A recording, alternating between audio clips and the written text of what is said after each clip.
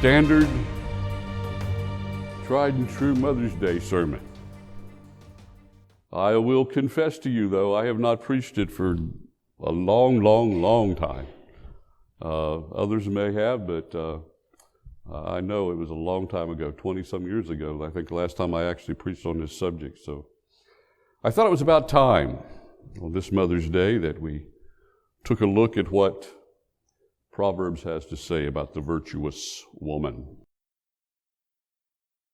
Before I do that, I want to tell you a little bit about an expensive bracelet. Now, maybe some of you fellas got your wife or your mother a nice bracelet for Mother's Day. That would be all right. I don't buy jewelry for my wife because my taste in jewelry is just terrible. So I don't do that. But some of you may have. But I doubt very seriously if any of you spent $12.4 million. If you did. That was the last time the Wallace Simpson Panther bracelet was sold at auction, $12.4 million. If you're not familiar with the Wallace Simpson Panther bracelet, it was designed by Cartier in Paris in 1952 and was owned for many years by American socialite and Duchess of Windsor Wallace Simpson. She is long gone at this point, and I don't know who had it after that, but I do know that last time it was sold at auction, it sold for that $12.4 million price. And the rumor was that it was purchased by Madonna, the singer, the entertainer. You all know who I'm referring to. It seems that by the world's estimation, your value is determined by what you are able to own, what you might possess, or what might even you wear or put on display. Maybe even something that costs $12 million. By the way, that bracelet looks like a leopard, not a panther to me. So I don't know. I don't know how Cartier got that wrong, but it's spotted. It's covered with diamonds and onyxes. That's a pure leopard, but anyway, it's called the panther. I don't know. Now, if indeed Madonna did buy this, and by the way, when people buy things like this at auction from Sotheby's, you never really know who buys it. They don't want anybody really to know. So there's a lot of speculation. But the fact that Madonna probably bought this necklace I think deserves a little bit of commentary. And I got this online, and I failed to write down who said this, but it really struck me because it's about my home state. So if you'll indulge me for a minute, the quote is this: in Hollywood, fake people wear real jewelry. In West Virginia, real people wear fake jewelry. That's probably very true. Now, I will confess my wife's engagement ring was real. It wasn't fake. But it was so small that after 10 years, I made her put it away in a safe place, and I bought her a new one because I was embarrassed to have her wearing it in public. So it was real. It was not fake, though. Now, Proverbs 31 at verse 10 begins this way: who can find a virtuous wife? Some translations say virtuous woman. For her worth is far above rubies. Now, the word rubies in the English translation translates a Hebrew word, which is, it's hard to tell specifically what it's referring to. It may refer to pearls or other gems, not specifically rubies. It's just a word that was used generally in reference to precious stones and jewelry and ornamentation. A virtuous woman, a virtuous wife, her value, her worth is far above rubies. Far more than $12.4 million. Now, lest we be somewhat confused as we think biblically here, I think it's important to note 1 Peter 3 and verses 3 and 4. where Peter writes, "Do not let your adorning be external, the braiding of hair and the putting on of gold jewelry, or of the clothing you wear. But let your adorning be the hidden person of the heart, with the imperishable beauty of a gentle and quiet spirit, which in God's sight is very precious." Now, I want you to understand, and some people have misunderstood this, that God is not opposed to you ladies looking good. He's not opposed to an appropriate accessory, a necklace, earring, whatever. But the emphasis, the comparison to what's really important, puts that kind of thing in a diminished light. Because what the Scripture says is really important is what's on the inside. Doesn't mean that how we look on the outside is unimportant, but it does mean that what we are on the inside is far, far more important. The comparison made here in Proverbs is this. Some folks might actually wear a $12 million accessory, but even so, that doesn't even begin to compare to the value, the worth of a godly, virtuous woman and what she is in her character and her person. When Solomon says, "Who can find a virtuous woman?" he's talking about something that's on the inside. Virtuous wife, what she is, and how that affects everything that she does. So the topic here this morning involves the virtues that would be appropriate for any wife, mother, grandmother. The virtuous woman here is described throughout these next 17 verses. In the Hebrew language, each verse begins with a successive letter in the Hebrew alphabet. So it is what we would call an acrostic. And therefore it's topical in its structure. You might find verses early in the text of this poetical piece that are kind of repeated in a different way later. And so you have to pull out the various concepts and put them together, and that's what we're going to try to do. Why is it constructed this way? Well, it was a poetical structure, and I can only imagine it made it very, very easy for folks prior to printed Bibles, obviously, to remember what was said in Proverbs 31. Because you had that automatic way to remember it as you went through the alphabet. As a memory aid to being able to rehearse it, which is a good point for us even yet today, because all of you ladies should remember what's said here. It should be your model. This virtuous woman should be your example to follow. And for those of us men and children, when we think of our mothers on Mother's Day, it should be these things that we most appreciate about our mothers. And I believe in time they will be the things we most appreciate. And they will be the things that we reflect on. And they will be the things that have changed us and shaped us when we think about it. So Mother's Day is a great day. By the way, Mother's Day started in the church, you know. It didn't start with someone in Washington declaring a Mother's Day. It started in a church, and it spread. This is way back in the 1800s, but it became what it is today. It's just a genuine church-related event or holiday or Sunday, whatever you want to call it. It is a time when we should appreciate our mothers. We should appreciate our wives. We should appreciate all women who are of such a quality as the virtuous woman.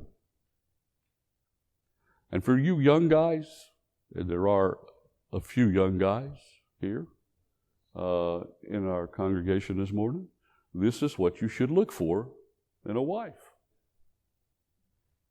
Probably not your first thought, Proverbs 31, but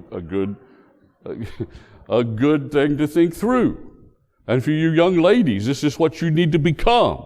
This lady that's described in Proverbs 31, I don't believe was a young woman. I don't believe she was a young mother. I don't think she could do all of this with a young child or more at home. Probably she is older and probably, most likely, even a grandmother at this stage in her life. I mean, you don't develop this type of character and this type of skill and ability quickly. It's acquired over many years. So what an example she sets. So let's move on to the text itself. And I want you to notice first with me this word virtuous, on which everything else we're going to say is based. Who can find a virtuous woman? It's a very specific word in the Hebrew language. It's translated virtuous. It's not just a general concept, and that's it. It carries the idea of strength. Strength of character. Spiritual strength. She's a real McCoy, so to speak. Nothing put on. Absolute refinement of character and personality. But it's also a word which conveys the idea of great ability, competence. She is good at what she does, and she does a lot, according to this enumeration before us. It's been developed. It's been honed. She is a jewel of an individual. And that's the idea behind this word virtuous. Now, I'm going to group together some qualities of virtue here that we find in this acrostic. And I'm going to group them together in 7 headings, or 7 points. You could make the list much longer. You could find all sorts of subpoints and variations. But since this is presented as an acrostic in kind of a topical form, we can pick and choose and group together, and that's what we're going to do. And what we're going to do is try to identify some of the major areas of virtue in the virtuous woman's life. So let's begin there and do that. First of all, I want you to note that she is trustworthy. Trustworthy. Look again at our scripture. Who can find a virtuous wife?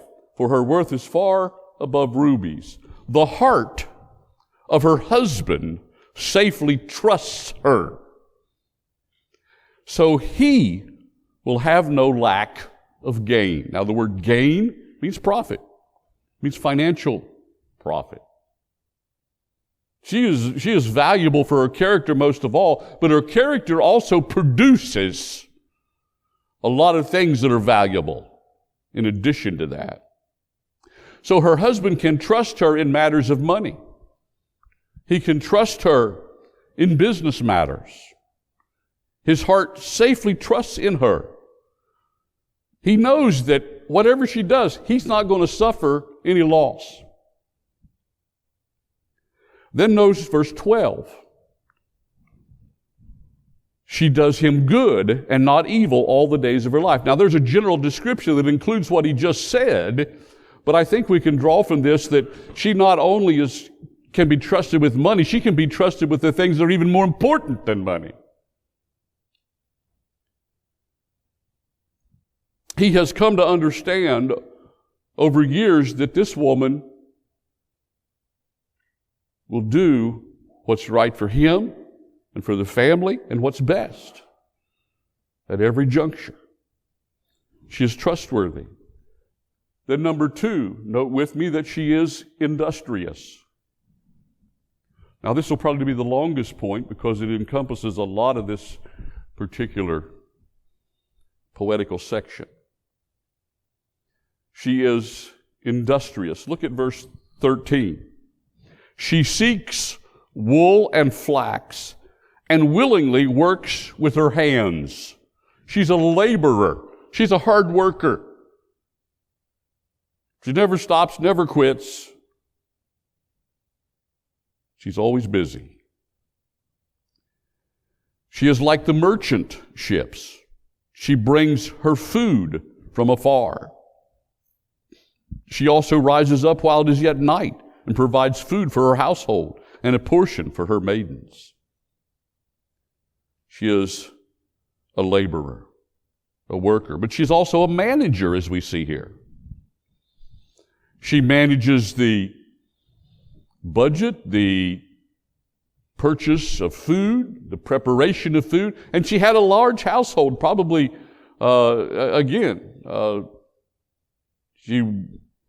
she was a very prominent lady. She had servants. She took care of them. She managed this household, and it was probably quite significant, and she managed it perfectly well. Notice in verse 16, she considers a field and buys it. From her profits, she plants a vineyard. She was an investor. A laborer, a common laborer, yes. A manager, a good manager, yes. An investor, a pretty good investor too. Now, I don't think there's any indication here that she just did this on her own without asking her husband, but probably if she would have, he would have said, good deal. That's how much he trusts this woman. That's how competent she is. That's a commentary on her ability. She considers a field, a piece of real estate. She buys it. She profits from that. She buys a vineyard, a farm, and puts it into production. And then personally, she is a producer. Look at verse 17. She girds herself with strength and strengthens her arms. She perceives that her merchandise is good. The word merchandise here means gain or profit again. She understands what she needs to do to be a good steward. She's not just about spending frivolously. You know, a lot of you ladies spend very well, and you know how to save money, and you profit your household by the spending of money and how it is used for the consumption of what's needed. All this involved here. And her lamp does not go out by night. She works long and she works hard to produce for her family. Verse 19, she stretches out her hands to the distaff, and her hands hold the spindle. Now, in today's world, automated machinery produce fabric. But I think all of us at least have seen pictures of the old spinning wheel that we used going back to the frontier days in America. But this that's described here, the distaff and the spindle, is even more ancient than that. It probably was an apparatus that was held here, the staff in the hand, and somehow attached to it up here was whatever was going to be used to make the fabric, the flax, wool, whatever. And then it was spun. There was a spindle down here you spun with your hand, and somehow, and I don't even know how it works enough, although I've just seen the picture. But it had to require strength in her arms and hands. And it was a lot of effort to do that. Can you imagine producing what you wear by hand? The effort that would take? And yet she doesn't assign this to a household servant. She's involved in this herself. And so she is a producer, but also a provider. Look at verse 21. She is not afraid of snow for her household, for all her household is clothed with scarlet. That means fine clothing, warm clothing. Verse 22, she makes tapestry for herself. And that may refer to mattresses, bed clothing, linens, whatever. She makes tapestry for herself. Her clothing is fine linen and purple. Now that was not just the common stuff. Okay? She looked nice. She had quality clothing. But that was just the exterior. Here, what is extolled is her ability to produce this, her ability to supply this and provide this for her family. And so she was an industrious person. Now, Salary.com for years put out every year around Mother's Day an estimation of what a working mother, a mother that works outside of the home as well as being a mother, would be worth if she was not only paid for what she made on the job, but for what she did at home. And they established, the jobs by interviewing a lot of mothers, and they do a lot of research on the wages paid for various things. As of 2019, and they didn't evidently do this until 2020, the last time they did it, 2019, they came up with this yearly salary. If you paid the mother for everything she did in the household plus what she did outside the household, and they came up with $178,201 a year. That's pretty good wages.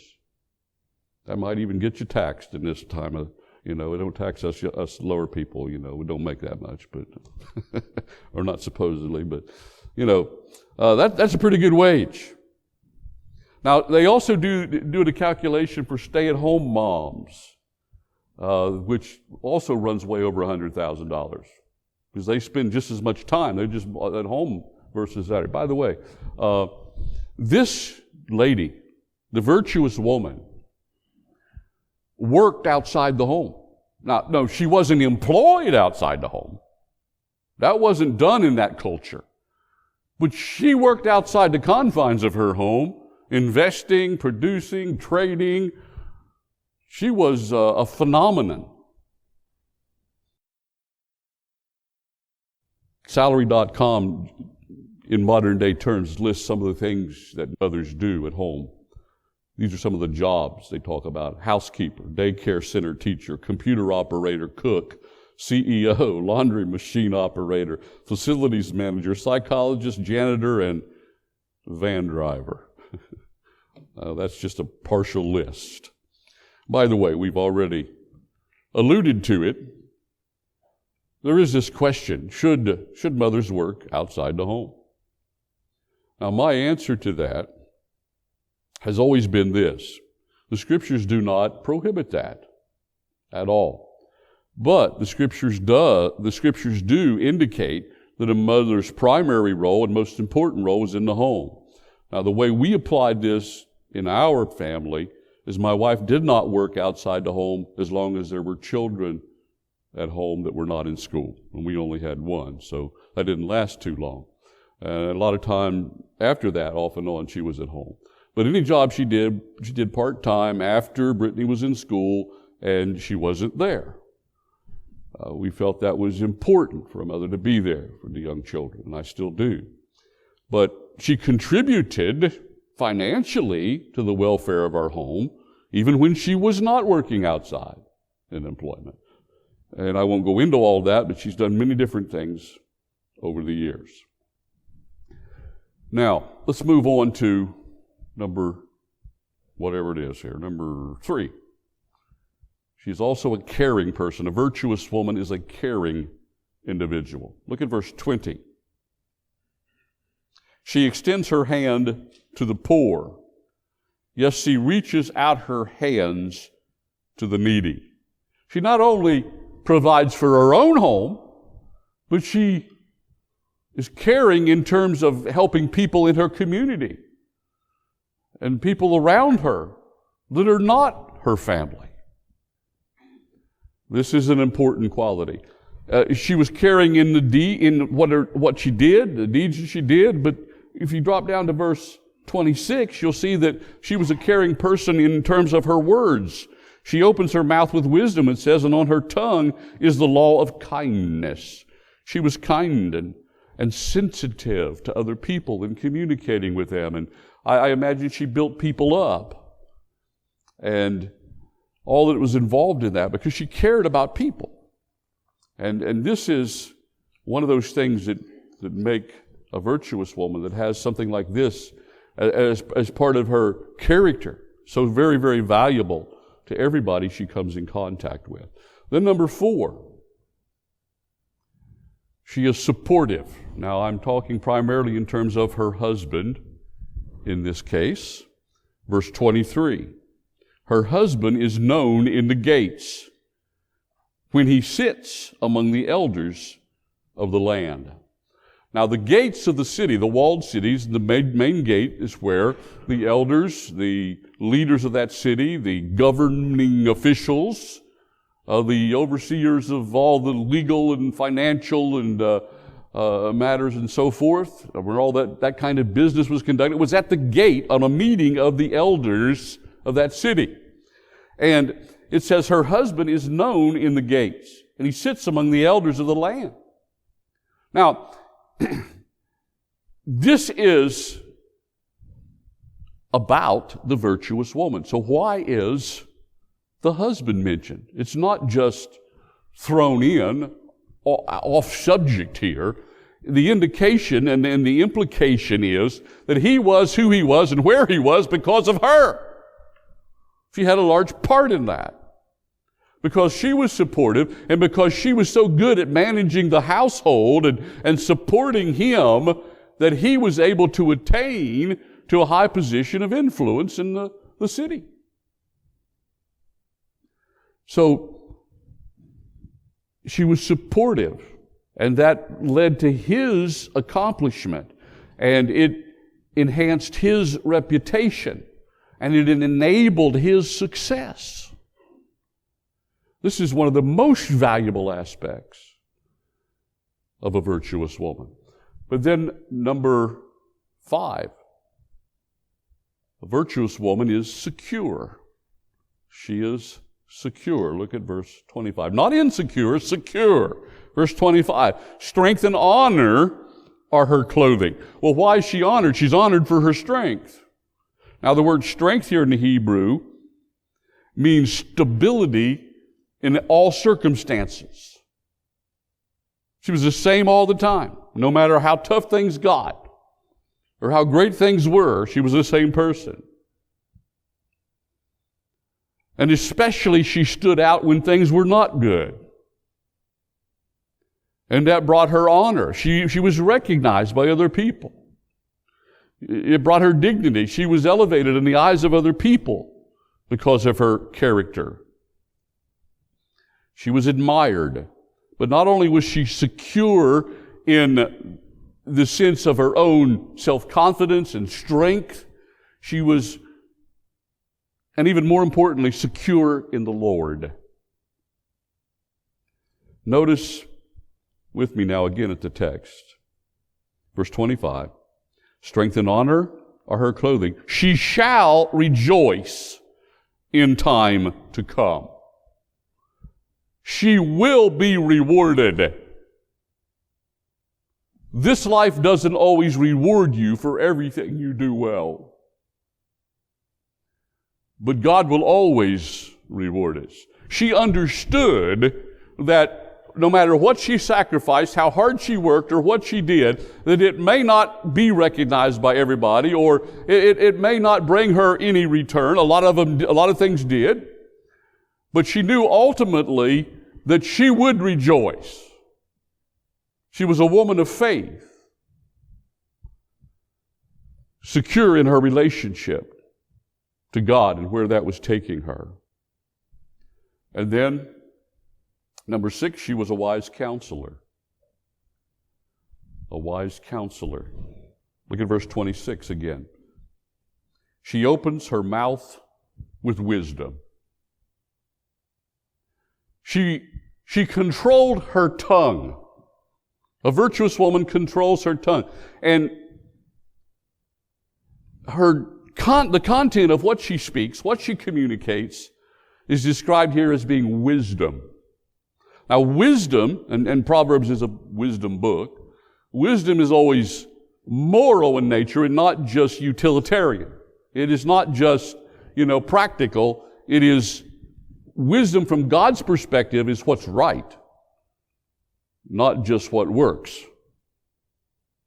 although it includes both. So she was someone who, when she spoke, she exuded wisdom. It was recognized. It was seen. A woman that has this kind of wisdom is just a magnet. Other people will just flock to her for her advice, her perspective, her encouragement, her kind words, her uplifting presence. This was an extraordinary woman. You know women of this type. Instinctively, you'll recognize them. She was, in her words, wise. She was not a gossip, not a manipulator, not worldly minded. But when she spoke, she conveyed the truth of God's word and brought it to bear on anything she was discussing. Then number 7, a virtuous woman is reverent. Look at verse 30. Charm is deceitful. Okay? That personality that people find intriguing or impressive, well, that's not the main thing. Charm is deceitful. And beauty is passing. I like to think that beauty is enhanced with age, but only if the character accumulates with age. Then the beauty is surpassing. Charm is deceitful, and beauty, just beauty, is passing. But a woman who fears the Lord, she shall be praised. We'll back up, if you will, to verse 28. Her children rise up and call her blessed, her husband also, and he praises her. Many daughters have done well. By the way, that word well here refers to her virtue. Many daughters have done well. But you, this woman he's talking about, you excel them all. So when someone fears God and they become Christ-like of character, well, that's special. And the value of that far, far exceeds outward beauty. Rubies, whatever it may be. So, this is a description of a woman of worth. Who can find a virtuous woman? For her worth is far above rubies, far above the most precious of worldly and material things. Her worth is recognizable, as we just noticed. Her husband, her children, even people around her recognize it. She will be blessed of the Lord for her reverence, for her faithfulness, her submission, her obedience. She is a woman of great, great ability. You know, if you strip away everything else in this world, and let's just exclude our salvation or relationship with God, just look at just the person here and who they are and what they can. The most valuable thing in your life is not what you own, not what you possess, but it's the ability you have, or the character you possess. You take all the material things away, like Job experienced, and Job was still Job. You strip away all things. You lose everything you possess, everything you own, everything you've earned. If you're a person of ability, you'll replace that. It's what's on the inside. It's what God makes of you. It's what you become. And this is the day we celebrate women, mothers, grandmothers, wives of worth. as husbands and as children, this is a time and a day and an appropriate time to appreciate your mother, your wife. By the way, I would suggest perhaps a good practice, maybe a good assignment for you men this morning, you husbands. Go home and make a list of what you appreciate about your wife. If you can do it before the sun sets, you can say, here's my Mother's Day appreciation list. If not, here's the day after Mother's Day appreciation. But I think that will be an exercise of great value to you, and it'll be a great encouragement to her. Jimmy Dean makes sausage. We all know that, right? But before Jimmy Dean made sausage, he made music. He was a singer, a country western singer.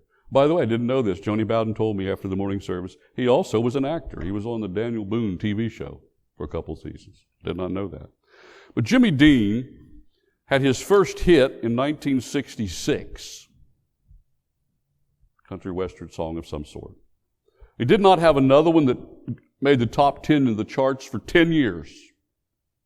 Then in 1976, he and another man wrote I O U, which was released just before Mother's Day in 1976. It was a tribute to his mother. It was a recitation, not really a song. A recitation set to music. Here are the lyrics as I found them on lyrics.com. And I'm not going to read them all. I just going to scan down through them. He says, Mom, I owe you for so many things. A lot of services, like night watchman, for instance, for lying awake nights listening for coughs, cries, and creaking floorboards, and me coming in too late. I owe you for services as a short order cook, chef, baker, for making sirloin out of hamburger and turkey out of tuna fish, and two big old strapping boys out of leftovers.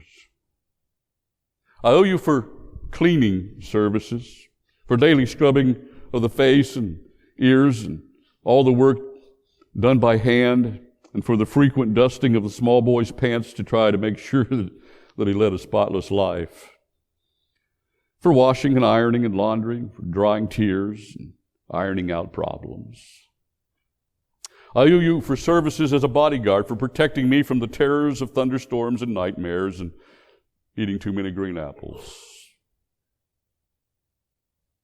I owe you for medical attention, for nursing me through measles, mumps, bruises, bumps, splinters, and spring fever. I owe you for veterinarian services, for feeding every lost dog I dragged home. I owe you for entertainment, for the wonderful productions at Christmas, the 4th of July, and birthdays, and for making make-believe come true on a very limited budget. I owe you for construction, for building kites and building confidence and building hopes and building dreams and cementing the family together.